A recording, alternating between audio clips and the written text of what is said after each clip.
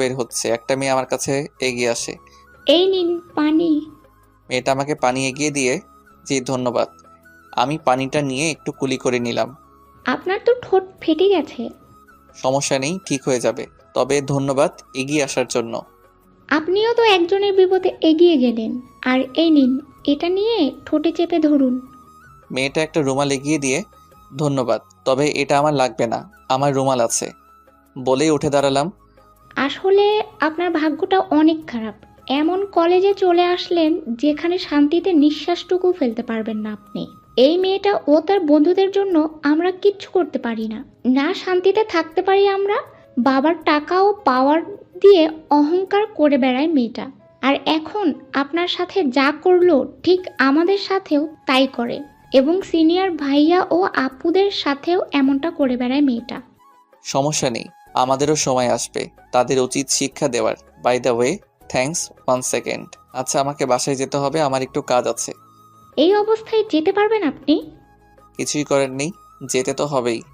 আমি মেয়েটার থেকে বিদায় নিয়ে কলেজের গেটের বাইরে চলে আসি।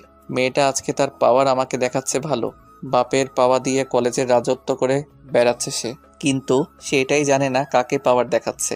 তার বাপকে আমি গিলে ফেলতে পারবো, এতটুকু ক্ষমতা আমার আছে। আর আমি কে সেটা জানলে মেয়েটা ও তার বাপের পাওয়ারগিরি একদম বের হয়ে যাবে। তার বাপের টাকা ও পাওয়ারের অহংকারী করে বেড়াচ্ছে সে। ওয়েট করো, সময় হলে আমিও দেখাবো। শুধু কয়েকদিন তোমাদের তামাশা দেখবো আমি। এরপর কষ্ট করে একটা রিক্সা দাঁড় করিয়ে চলে যাই আমার ভাড়া বাসায়। আমি আমার ভাড়া বাসায় আসলাম। এসেই রিক্সা থেকে নেমে বিল দিয়ে বাসার কাছে চলে যাই, আর পকেটে থেকে চাবি বের করে বাসার তালা খুললাম। এরপর ভিতরে গিয়ে দরজা আটকে দিলাম। শরীর ব্যথা করতেছে, তাই হাত মুখ ধুয়ে খাটে কিছুক্ষণের জন্য লেটিয়ে পড়ি। এরপর কোনো মতে উঠে রান্না করে নিলাম আর খেয়ে খাটে শুয়ে পড়লাম। তখনই আমার কল বেজে ওঠে, আর দেখি আমার হারামি একটা ফ্রেন্ড কল দিছে। কিরে রোহান, কি অবস্থা? শালা, আমার অবস্থা জিজ্ঞেস করতেছিস? 2 মাস ধরে তোরে দেখি না, কই তুই? আসি আর কি, এক চিপাই। কেন, কি হয়েছে? শালা, কি হয়েছে মানে? তোরে খুঁজতে খুঁজতে পাগল হয়ে গেলাম।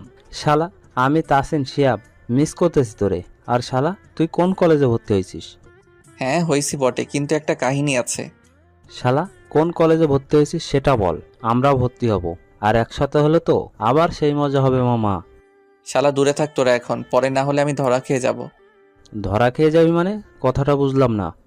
আমি রিয়েলিটিতে যা, কিন্তু কলেজে আমি অন্য পরিচয়ে ভর্তি হয়েছি ও আছি।